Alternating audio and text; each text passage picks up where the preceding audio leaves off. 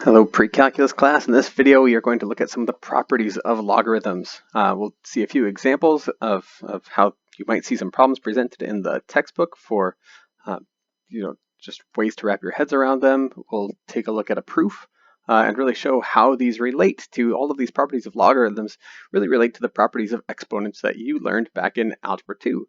Right? The exponentials and just working with exponents have some pretty specific properties. Three main ones in here are that, right, they might not call them these properties, but I'm going to call them that so I can refer back to them. But this product property, that if you have two functions with the same base, right, two exponents with the same base, but different powers, and I multiply those together, I take the product of those two things, x to the a times x to the b, that is equivalent to doing x to the a plus b if I add those together, right?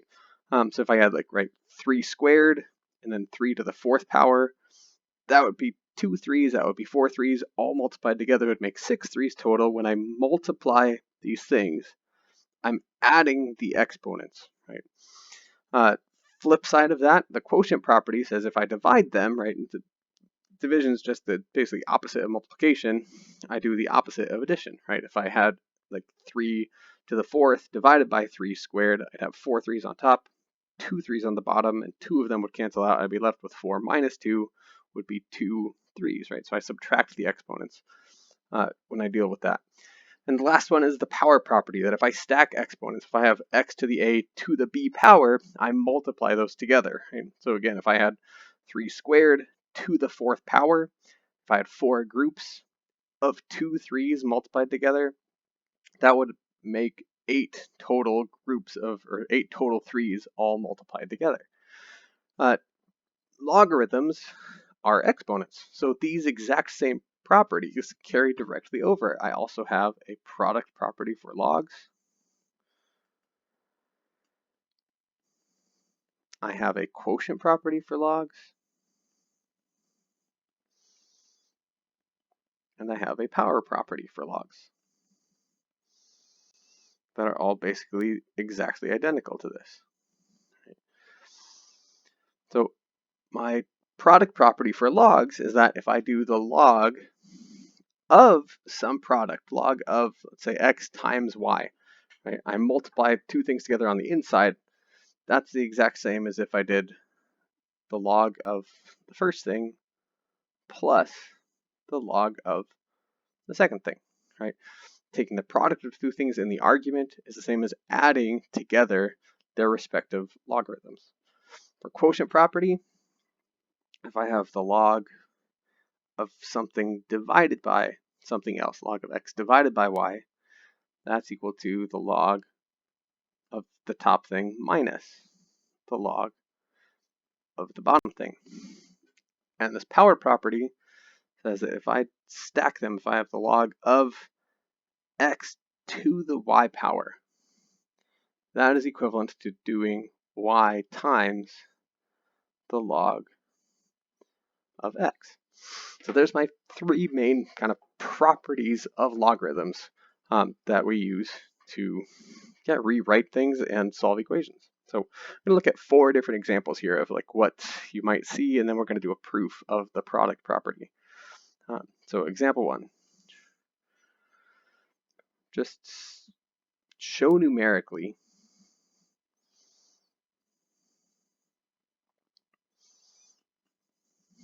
that the log of 5 times 20 is equal to the log of 5 plus the log of 20. Okay? So we just want to show this product property, that the log of two things multiplied together is the same as if I took them each individually and added them together. So let's first find out what is the log of 5 times 20. Well, 5 times 20 is 100.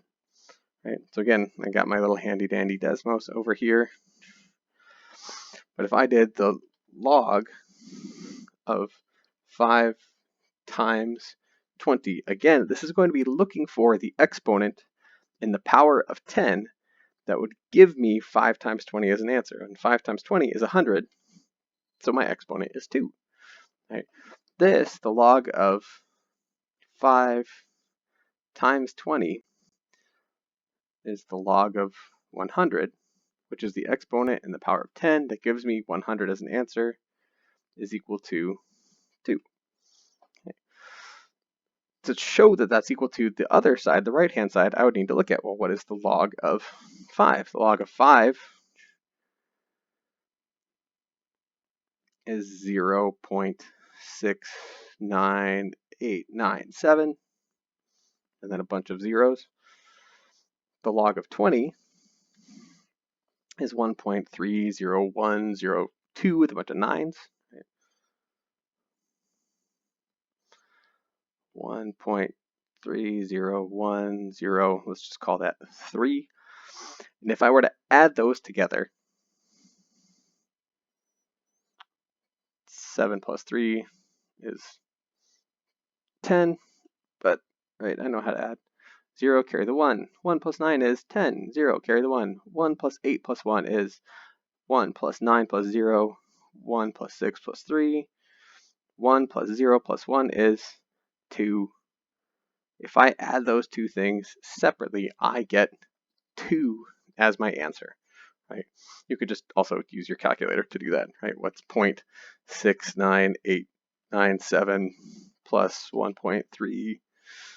Oh, I can't delete things in there, but you get what I'm trying to do. Right? Add those two things together, you'll get 2, the same as if you did the log of 5 times 20. So another way you'll see this, let's look at second example. Right?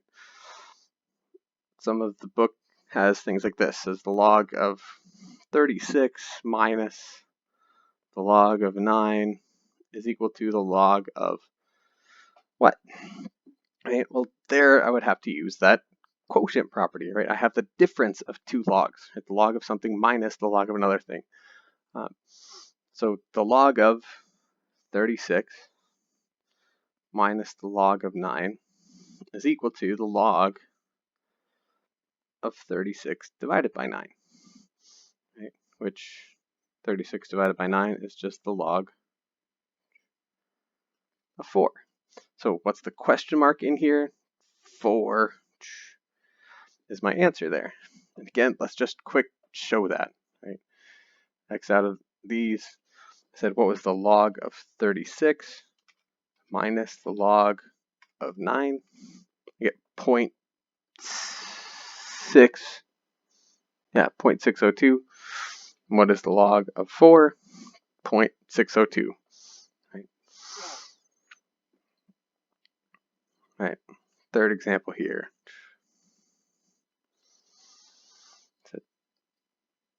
3 times the natural log of what would be equal to the natural log of 64? Well, in my properties up above, we just said that this was like true for logs, log base 10, but really it's true for any base, right? It's the log base b of x times y equal to log base b of x plus the log base b of y, right? All of these are true for any and every base, right? So you can use base 10, you can use base e, you can use base 2. Every base, these properties are the same for all of them, right? So if I have this, right, here I have 3 times the natural log of what equals the natural log of 64. Well, that product property says if I have this thing out in front, I could put that on the inside there, right? Like this, right? Log base anything of x times y on the outside is the same as doing the log base anything of x to the power of that. So this I could rewrite as the natural log of something cubed equals the natural log of 64. So, well, I'm looking for this thing and the argument here. Right? They need to be equal. So what cubed makes 64? Right? Well, 4 cubed makes 64. And I could find that by using logs to solve for this. If I wanted to, I could rewrite this, but I know that 4 cubed is 64. So that question mark there is equal to 4 again. Right? 3 times the natural log of 4. 3 times natural log of 4 is equal to the natural log of 64. Those two things are equivalent. Right? All right, one last one.